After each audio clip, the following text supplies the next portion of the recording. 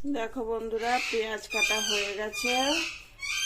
আর এইদিকে দেখো, এইখানে আদা রসুন থেতো করে রেখেছে। তো চলো আজকে একটু রান্না করতে করতেই দেখাই। এই দেখো, ছেঁকনিতে আমরা কি দিচ্ছি, এর মধ্যে দিচ্ছি মেথি। এই মেথিটা এবার আমি দেব হচ্ছে এইরকম করে এখানটায়। তাতে কি হবে, মেথিটা পুড়ে গিয়ে মেথির যে রসটা বেরিয়ে আসবে, কিন্তু ইয়ে হবে না, কি বলে, মেথিটা তুলতে ফেলতে হবে না, কালো কালো হয়ে যাবে মেথিটা, তাতে তুলে ফেলতে হবে না। তো যাই হোক, এইবার রান্না হবে। রান্না কি হবে সেটা পরে দেখাচ্ছি, এনে আন্দাজ করো। এবার দেখো, এটা জিরে জিরে ফোড়ন দিচ্ছি। জিরে ফোড়ন দিলাম, তারপরে পেঁয়াজটা দিলাম। পেঁয়াজটা ভাজা ভাজা করি।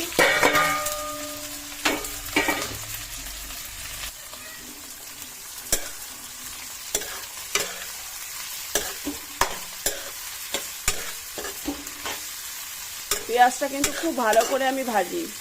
পেঁয়াজটা যখন ভাজবো তখন অন্য কিছু দেবো না। তো চলো পেঁয়াজ ভাজি। পেঁয়াজ ভেজে তারপরে দেখাচ্ছি কি করি। দেখো বন্ধুরা, এই দেখো, ওই ওই ছোটো কড়াটা আছে, ওটা দিয়ে দিলাম। পেঁয়াজ ভাজা হয়েছে মোটামুটি, পেঁয়াজটা গলে গেছে। আমি কিন্তু নুন হলুদ এখনও দিইনি, এটা ভালো করে ভাজা হবে, কারণ কড়াইতে সব লেগে যায়।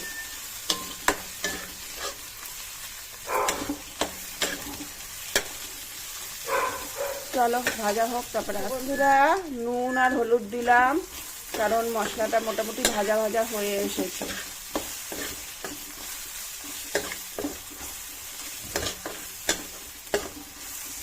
এবার আমি দেব হচ্ছে চিকেন। দেখো, চিকেনটা নুন হলুদ দিয়ে ম্যারিনেট করে রাখা ছিল। তো আজকে বাজারে চিকেন 100 টাকা করে কেজি যাচ্ছে। আজকে আর লোক সামলাতে পারেনি।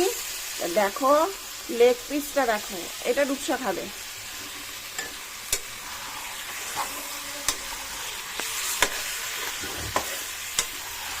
তো যাই হোক, আজকে কষা কষা করবো, আজকে ঝোল টোল করবো না। তো চলো এটা কষাই, পরে আসছি। মিঠু কিভাবে নিজে নিজে একা একা খেলা করে এই দৃশ্য দেখানো খুবই মুশকিল, তাও আমি দেখিয়ে ফেললাম। দেখো, মিঠুকে লঙ্কা দিলাম। মিঠু এতক্ষণ খেলা করছিল আর খুব চিল্লামিল্লি করছিল। এখন লঙ্কা দিলাম, ও লঙ্কা খাচ্ছে, ওইদিকে জোজোরাও ডাকছে। তো জোজোদের শশা দেবো, শশা খাবে বলে একবার খেয়েছে, হ্যাঁ, তারপরে আবার দেবো। তো ঠিক আছে, চলো বন্ধুরা পরে আসছি, সাথে থেকো। দেখো বন্ধুরা, মাংসটা কষাচ্ছি, এইভাবে নেড়ে চেড়ে কষাবো কিছুক্ষণ, তারপরে ঢেকে দেবো। হালকা জল দেবো, তাতে মাংসটা সিদ্ধ হয়ে যাবে। চলো কষাই, কষিয়ে টষিয়ে আসছি। আজকে রান্না করতে করতে তোমাদের দেখাচ্ছি। কষিয়েছি, এইবার একটু গরম জল দিয়ে এটা ঢেকে দেবো, কারণ কষাবো, কষা কষাই হবে, একটুখানি জল না দিলে ওটা সিদ্ধ হবে না। তো এবার ঢেকে দেবো। আর মশলা টশলা যা দেওয়ার এর মধ্যে তেজপাতাটা আমি এই টাইমটা দিই, তাহলে গন্ধটা খুব সুন্দর হবে। আর ওইদিকে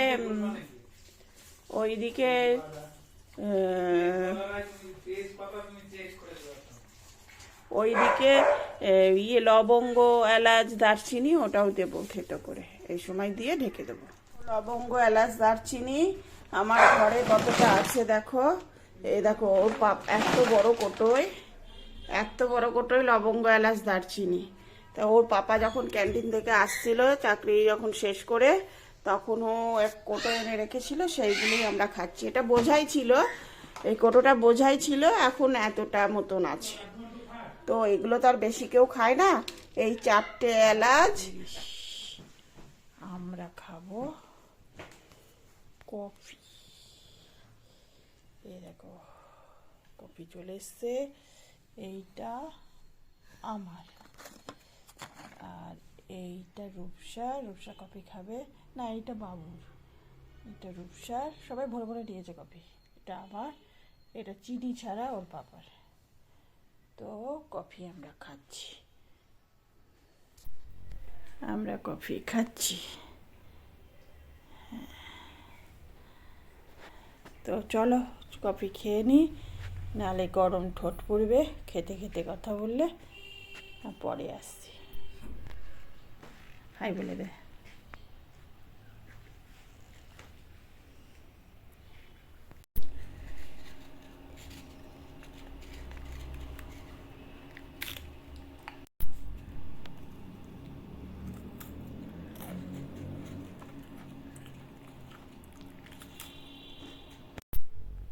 তো বন্ধুরা, এখন 11:15 বাজে।